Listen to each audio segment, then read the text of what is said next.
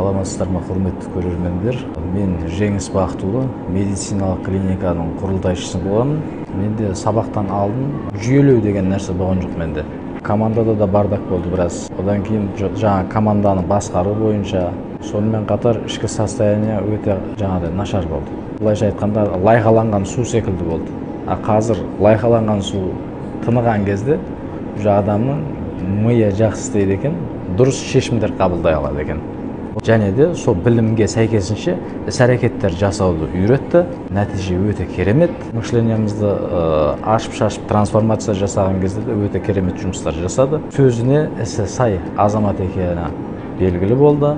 Мен Қазақстанда осы кәсіпті дамыту саласындағы тренер бірінші орындағы осы Сапар Мырзаны айтқан болатын едім. Кәсібі бар азаматтар, кәсібінде өте қатты проблемалар туындап жатқан, команданы басқарамай жатқан, осы командада әртүрлі проблема болып жатқан кезде, ішкі состояниясы бұзылған кезде өте жақсы көмегі тиеді екен бұл кісінің.